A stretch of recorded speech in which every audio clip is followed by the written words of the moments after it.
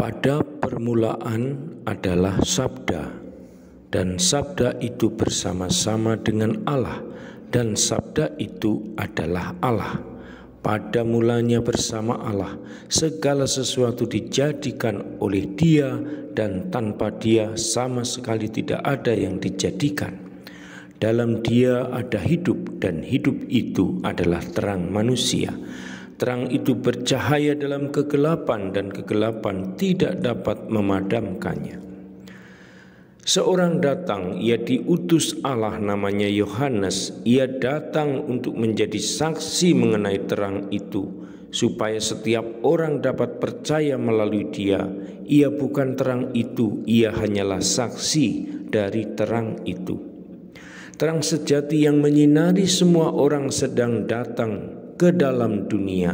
Ia ada di dunia. Sesungguhnya dunia ada karena Dia, tetapi dunia tidak mengenalnya. Ia datang kepada mereka yang menjadi miliknya, tetapi mereka tidak menerimanya. Namun kepada setiap orang yang menerimanya, yang percaya kepadanya, Ia memberinya kuasa menjadi anak-anak Allah. Sabda itu menjadi manusia dan hidup di antara kita. Kita melihat kemuliaannya, kemuliaan yang datang dari Bapa dan menjadi milik Putra Tunggal dalam kebaikan dan kesetiaannya. Yohanes adalah saksi mengenai Yesus.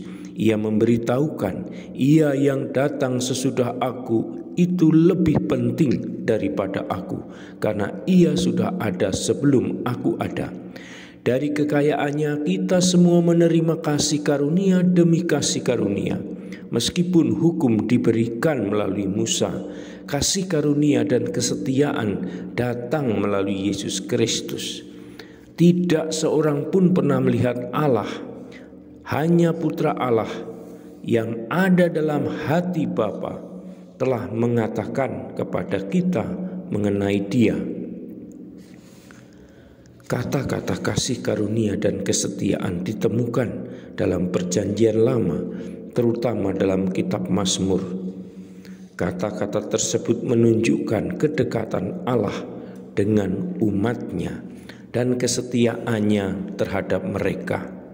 Sekarang Yohanes berkata, Yesus membiarkan setiap orang melihat kasih karunia dan kesetiaan secara pribadi. Dengan ini Ia menunjukkan kemuliaan Allah. Kemuliaan berarti terang, dapat juga berarti kehadiran Allah. Inilah kesaksian yang diberikan Yohanes ketika para imam dan pembantu mereka diutus dari Yerusalem untuk bertanya kepadanya, "Siapakah engkau?" Ia memberi jawaban langsung. Ia berkata, "Aku bukan Mesias." Maka mereka bertanya lagi kepadanya, "Lalu siapakah engkau, Elia?" Ia menjawab, "Bukan." "Nabikah engkau?" Orang-orang mengira bahwa Elia akan datang kembali sebelum Mesias datang.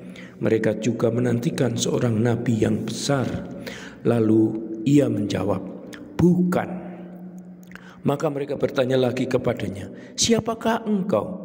Katakan kepada kami supaya kami dapat memberikan jawaban kepada mereka yang mengutus kami. Apa yang dapat engkau katakan tentang dirimu sendiri?" Ia berkata, "Akulah suara yang berseru-seru di padang gurun, siapkanlah jalan lurus bagi Tuhan." Sebagaimana dikatakan oleh Nabi Yesaya. Dari Injil Yohanes kita mengetahui bahwa Yesus pertama-tama berjumpa dengan beberapa muridnya dekat Sungai Yordan, di mana Yohanes Pembaptis telah mengumpulkan sekelompok pengikut. Yohanes melihat Yesus datang kepadanya dan berkata, "Inilah anak domba Allah yang menghapus dosa-dosa dunia. Aku datang membaptis dengan air agar Israel mengetahui tentang Dia." Yohanes juga mengatakan, "Aku telah melihat Roh turun dari langit seperti seekor burung merpati dan tinggal di atasnya. Aku pun dulu tidak mengenalinya, tetapi Ia yang mengutus aku untuk membaptis dengan air telah berkata kepadaku, orang yang membaptis dengan Roh Kudus adalah Dia yang di atasnya engkau melihat Roh turun dan tinggal." Aku telah melihat dan memberi kesaksian bahwa ia adalah yang terpilih." Keesokan harinya Yohanes dan 2 muridnya berdiri di situ. Ketika Yohanes melihat Yesus lewat, ia berkata, "Itulah anak domba Allah." Kedua murid yang mendengar ia berkata demikian mengikuti Yesus.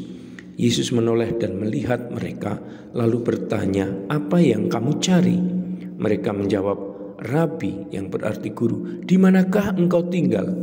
Ia berkata, "Kemarilah dan lihatlah sendiri." Maka mereka pergi dan melihat di mana ia tinggal, dan hari itu mereka tinggal bersamanya. Waktu itu kira-kira pukul 4 sore.